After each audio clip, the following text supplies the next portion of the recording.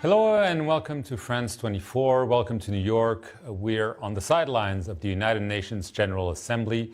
And our guest today is the new president of Kenya, William Ruto. Thank you very much. Thank you very much. This is obviously your first UN General Assembly. You're not even 10 days into your presidency. But one issue of importance to you is the drought that's hitting your country, Somalia, Ethiopia. It's the worst in 40 years, probably, but the attention of the world is elsewhere. As I spoke to the General Assembly about it, we have in Kenya alone 3.1 million people facing severe drought. They've lost 70% of their livestock. They've not harvested any crops the last 4 years. And it's really serious. In fact, it has forced us to reorganize our budget so that we can do more of relief, provide food, provide water, to alleviate the situation. Otherwise, people are faced with real grave danger. Starvation? Starvation, yes. And that's the case for the Horn of Africa. That's the case in Somalia. That's the case in many parts of Djibouti, all the way to Ethiopia and many of those corners. And we are facing this out of the real stark danger of climate change. You know, the discussion is elsewhere, yes, because of the issues in Ukraine, but I think there is much more danger. Much more people are facing real danger in many parts of Africa. And I say this with a lot of conviction because in Kenya, we have had to reorganize ourselves because people are faced with starvation. And this is something that I think we shouldn't now be looking at it as if it is something that is an emergency. It's beginning to look like the norm. Because if 4 years we've been here, the 5th year we are not sure what is going to happen. So it is something we should prepare for, not necessarily as an emergency, but as an order of the day thing. You are also calling on international lenders to provide debt relief to your country, but to Africa because of the pandemic, the crisis, the food security crisis, the energy crisis. What exactly are you calling for? You know, G20 already worked with some countries to write off some of their debts. What I am calling for is a deeper understanding of what is happening to our economies. Because from the pandemic, you come to very high food prices, very high cost of living, the war in Ukraine that has changed the whole dynamic about supply of grain, about supply of fertilizer. And then you have this drought.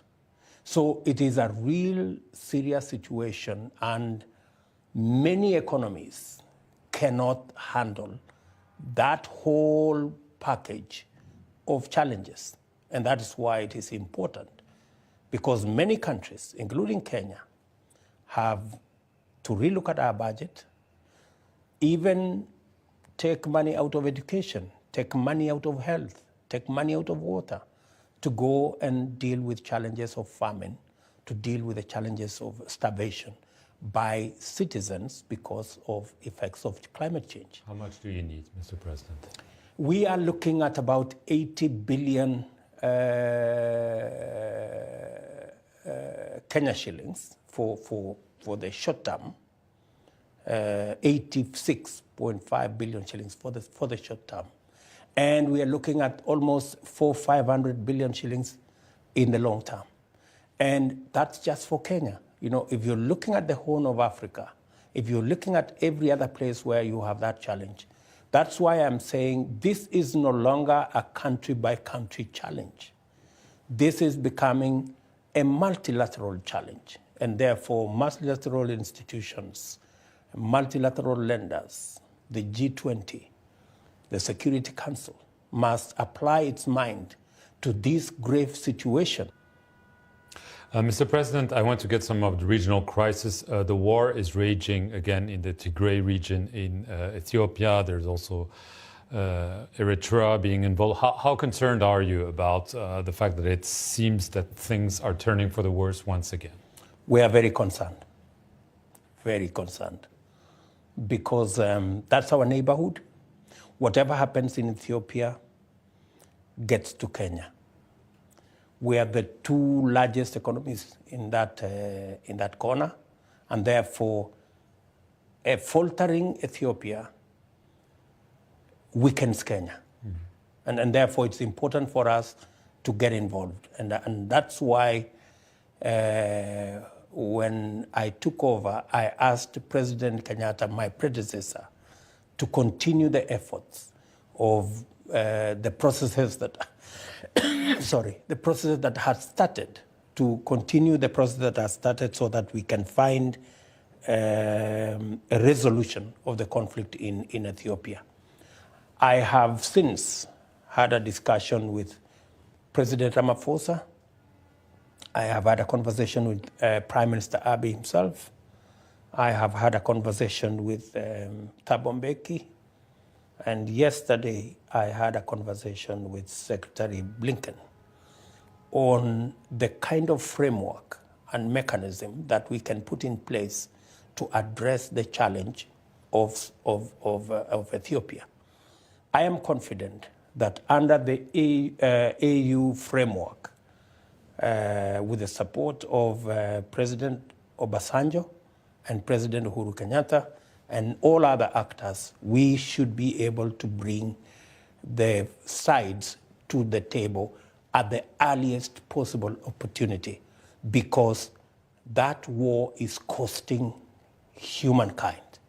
And that war makes the whole of the Horn of Africa a very slippery and very dicey place.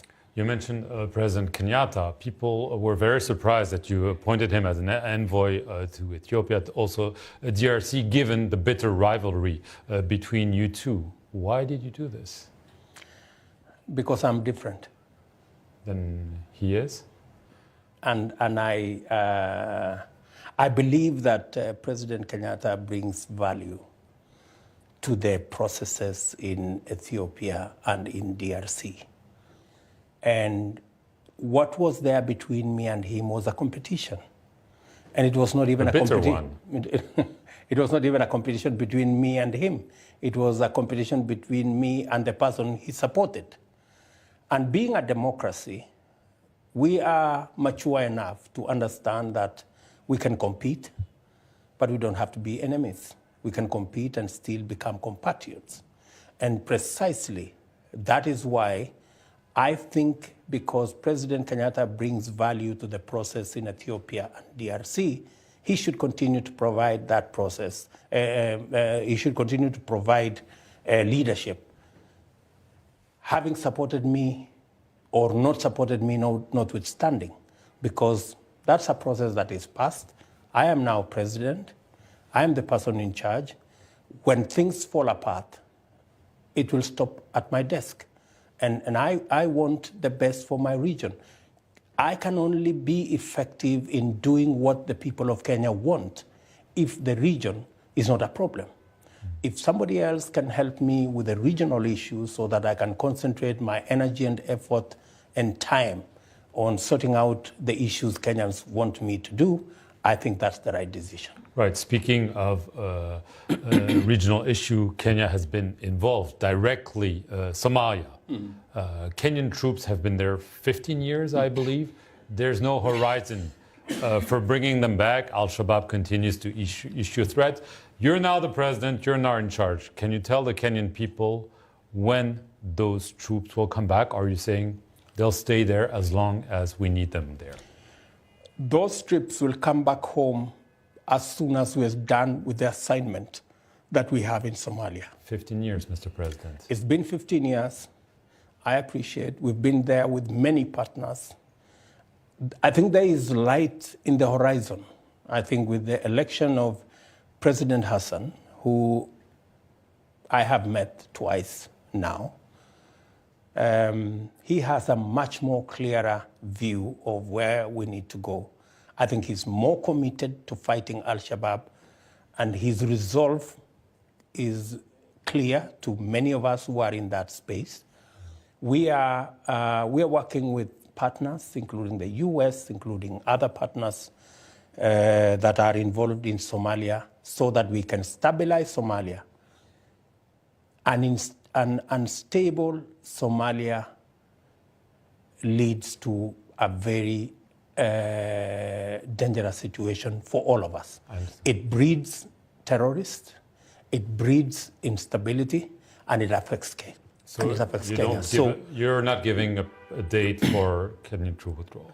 The people of Kenya, the people of Kenya want us to do it yesterday, but they also appreciate that our being in Somalia is not necessarily because of Somalia.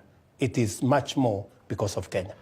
Just the last question. I want to clarify something. After your recent swearing in, you tweeted that Kenya had rescinded recognition of the Sahrawi Arab Democratic Republic. The tweet was then erased. The foreign minister said, no. So I just want to clarify, was it a blunder, or does it indicate that Kenya could be shifting this position, which is obviously a sensitive one for Morocco and for the whole neighborhood? Kenya's position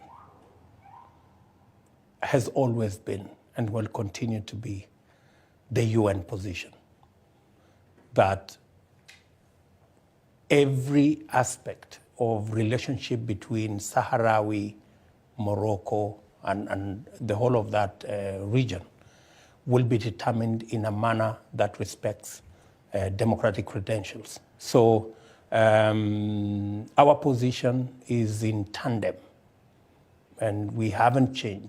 So that tweet was an error? Is in tandem with the UN position.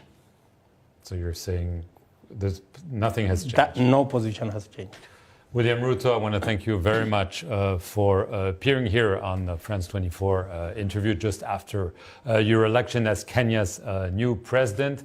And thank you for watching this edition of The Interview here on France 24 from New York.